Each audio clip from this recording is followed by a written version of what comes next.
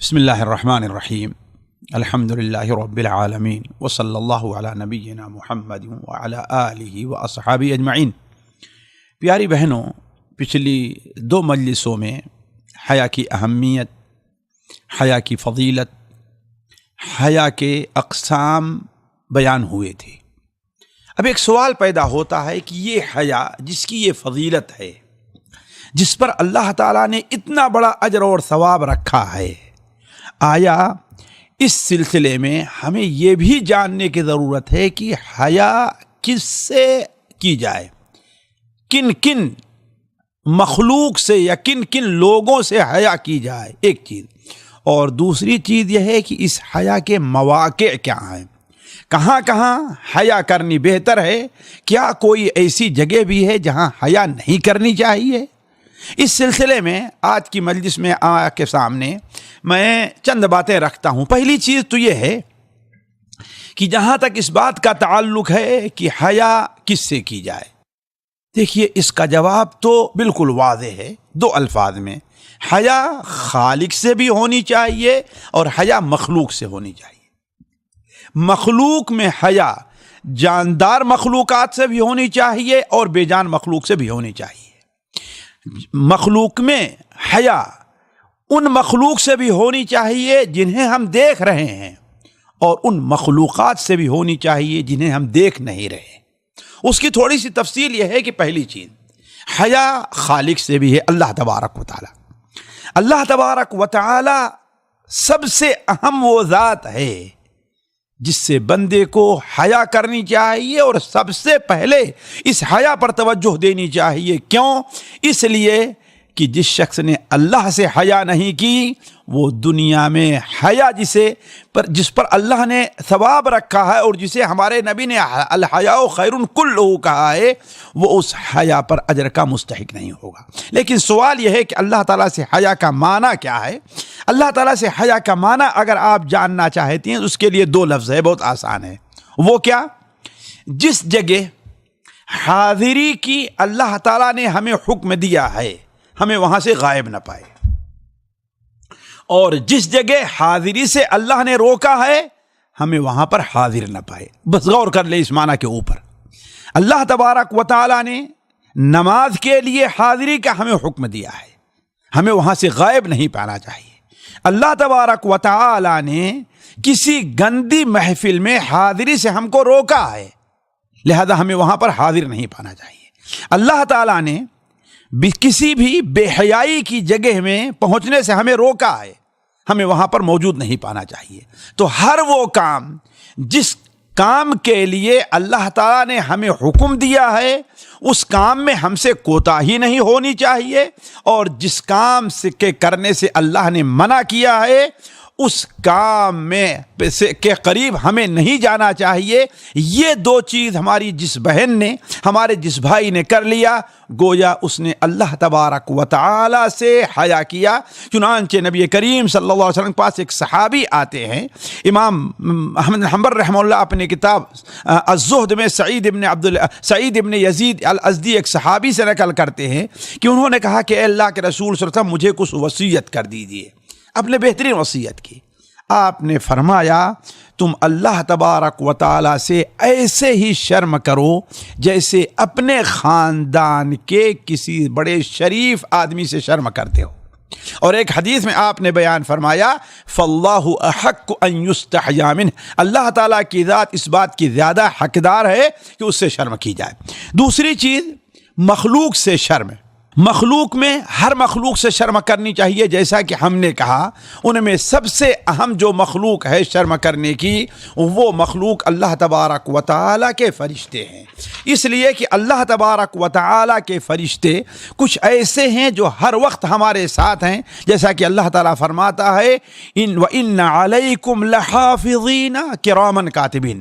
اس لیے کہ ہم کوئی بھی کام کرتے ہوئے یا کسی بھی کام میں کوتاہی کرتے ہوئے اگر 1.5-2 سال کا بچہ ہے تو اس سے بھی اس کی موجودگی میں کوئی برا کام کرتے ہوئے ہم شرم کرتے ہیں، تو اللہ تبارک و تعالیٰ کے 2 عظیم اور 2 مبارک جو فرشتے ہیں وہ تو اس بات کے زیادہ حقدار ہیں کہ ہم ان سے شرم کریں۔ چنانچہ حضرت عائشہ رضی اللہ تعالی عنہا بیان فرماتی ہیں کہ ایک بار اللہ کے رسول صلی اللہ علیہ وسلم ہمارے پاس موجود تھے، بستر پر لیٹے ہوئے تھے، اچانک کسی نے اشارہ کیا، آپ اٹھ کر کے چلے گئے۔ میں سمجھی کہ آپ کہاں گئے ہیں، مجھے شکوک اور شبہات جنم لینے لگے، اور جب آپ واپس آئے تو آپ صلی اللہ علیہ وسلم سے ہم نے عرض کیا تو آپ نے فرمایا کہ دیکھو حضرت جبرائیل آئے اور مجھے دور ہی سے بلا لیا، کیوں؟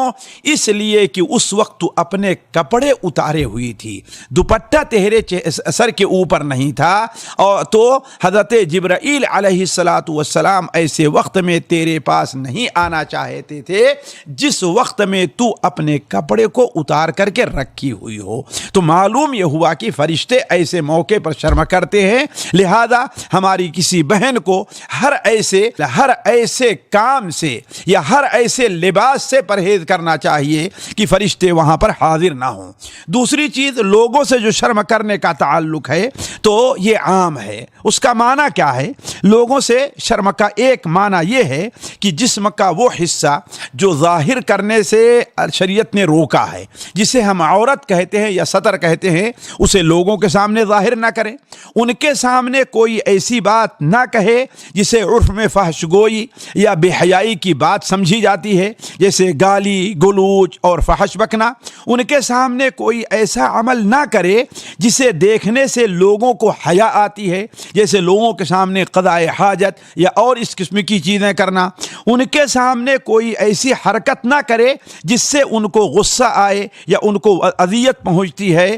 یہ میدان بہت وسیع ہے، یعنی ہر وہ چیز جو لوگوں کے سامنے کرنا باعث عار سمجھا جاتا ہو، انسان اس سے پرہیز کرے۔ اب اس کے بہت مواقع ہیں، مثلا مخلوق میں اللہ کے رسول صلی اللہ علیہ وسلم ہے، اللہ کے رسول صلی اللہ علیہ وسلم پہ حیا ہے۔ مثال طور دین میں کوئی شخص بدعت ایجاد کرے گا تو حشر کے میدان میں اللہ کے رسول اسے اپنے سامنے سے دھتکار دیں گے، انسان کو شرم آئے گی، لہذا دین میں بدعت ایجاد نہ کرے، نیک لوگوں سے حیا کرے، اللہ اپنے والدین سے حیا کرے۔ یہ ایک بڑا عام مفہوم ہے نیک لوگوں سے، اور تاکہ عام لوگوں سے بھی انسان کو حیا کرنی چاہیے، جیسے کہ حضرت معاویہ ابن حیدہ رضی اللہ تعالیٰ کی روایت سنن ابو داؤد وغیرہ میں ہے کہ انہوں نے اللہ کے رسول صلی اللہ علیہ وسلم سے ارشاد فرمایا، اللہ کے رسول نے سے سوال کیا کہ اے اللہ کے رسول صلی اللہ علیہ وسلم، ہمیں جو اپنی شرمگاہ ہے اس کے بارے میں آپ کیا حکم دیتے ہیں، کہاں ہم ظاہر کریں کہاں ہم ظاہر نہ کریں؟ تو آپ صلی اللہ علیہ وسلم نے ارشاد فرمایا، احفظ عورتک الا من زوجتک او ما ملکت یمینک، اپنی شرمگاہ کی حفاظت کرو سوا اپنی بیوی اور اپنی لونڈی کے۔ اس کے بعد انہوں نے کہا، اے اللہ کے رسول صلی اللہ علیہ وسلم، بسا اوقات ہم لوگ بے تکلف لوگ ہوتے ہیں، ساتھی اپنے میں ہوتے ہیں، نہانے چلے گئے، تو ایسے موقع پر ہمیں کیا کرنا چاہیے؟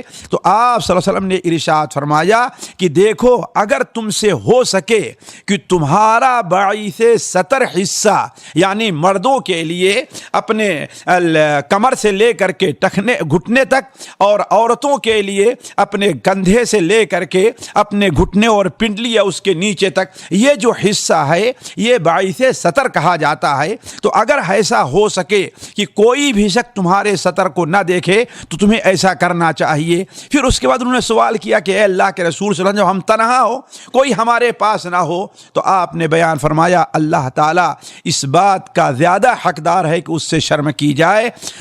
ایک اور شرم کی جگہ رہتی ہے جو بڑی اہم ہے، جو مومن کے ایمان پر دلیل ہے اور جو مومن کے ایمان کی علامت ہے۔ جو شخص ایمان میں جس قدر زیادہ ہوگا اس کے اندر یہ حیا زیادہ ہوگی، اور وہ حیا ہے خود اپنے آپ سے حیا۔ اب آپ کہیں گی کہ اپنے آپ سے حیا کا کیا معنی ہے، لیکن اگر آپ ذرا میری بات پر غور کریں تو آپ کو یہ احساس ہوگا کہ انسان کو بسا اوقات خود اپنے آپ سے حیا آتی ہے۔ مثال کے طور پر انسان تنہائی میں یا کسی جذبے میں کوئی کام کرتا ہے یا کوئی بات کہہ دیتا ہے، لیکن بعد میں پچھتاتا ہے کہ یہ بات یا یہ عمل میری شان کے خلاف ہے یا میرا جو مقام لوگوں میں ہے. مثال کے طور پر آپ لوگوں کے اندر بیٹھے ہوئے ہیں, ایک شخص آپ سے کوئی مسئلہ پوچھنا آئے یا ایک فقیر آپ کے سامنے سے ہاتھ پھیلائے, تو آپ چونکہ لوگوں میں ایک قدوہ کی حیثیت رکھتے ہیں, آپ اسے جھڑک دیں, آپ اسے نہ بتائیں, ظاہر بات یہ آپ کے مقام کے خلاف ہے.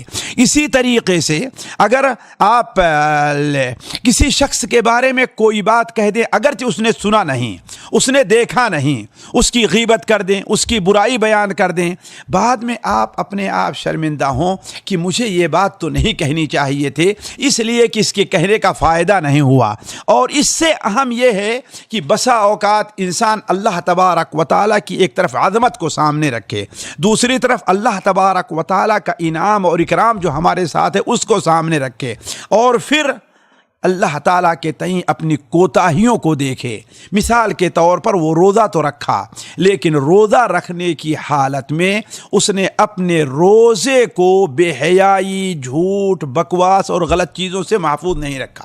وہ نماز کے لیے تو کھڑا ہوا, لیکن نماز میں شروع سے لے کر کے آخر تک 1 منٹ کے لیے بھی یا تھوڑی دیر کے لیے بھی اس کا جی نماز میں لگا نہیں رہا. پوری نماز پڑھ لے گیا, لیکن اس کو یہ پتہ نہیں کہ اس نے 2 رکعت پڑھی ہے کہ 3 رکعت پڑھی ہے.